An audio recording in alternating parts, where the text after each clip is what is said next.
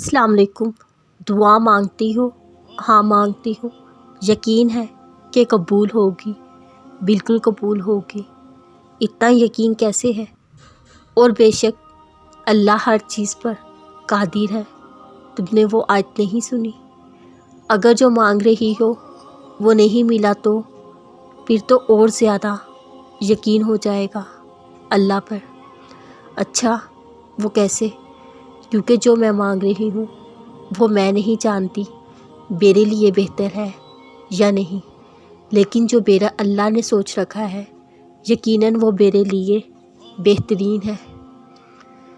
جس نے دعا تمہیں تہجد کی لگن لگا دی، کیسے ممکن ہے کہ دعا رد ہو جائے؟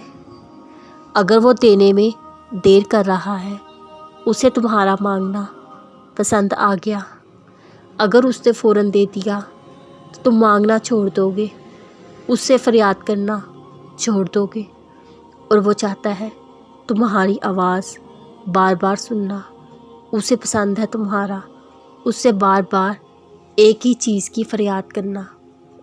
تو یہ نہ سوچو کہ تمہیں نہیں دینا چاہ رہا یا تمہیں نہیں سن رہا۔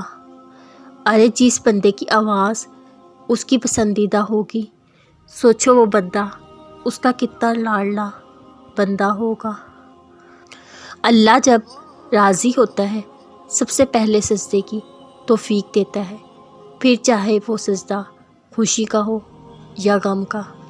اگر سجدہ خوشی کا ہے شکر ادا کرو، اگر سجدہ غم کا ہے صبر کرو۔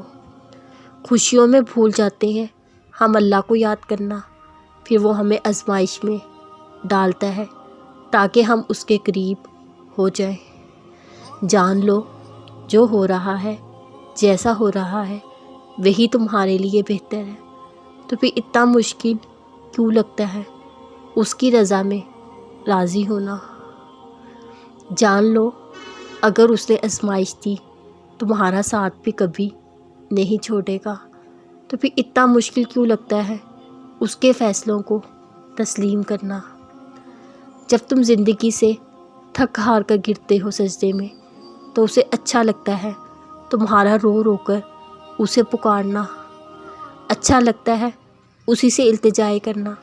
وہ چاہتا ہے میرا بندہ پکارتا رہے مجھے اور میں اپنے بندے کو سنتا رہوں۔ جو تم چاہتے ہو اگر وہ تمہارے لیے بہتر ہے تو وہ تمہیں دعاؤں سے مل جائے گا۔ اگر دعا کی قبولیت میں دیر ہے تو جان لو وہ تمہارے لیے بہتر نہیں، یا وہ وقت بہتر نہیں۔ تمہارا رب تمہیں بہتر وقت پر بہترین سے نوازنا چاہتا ہے۔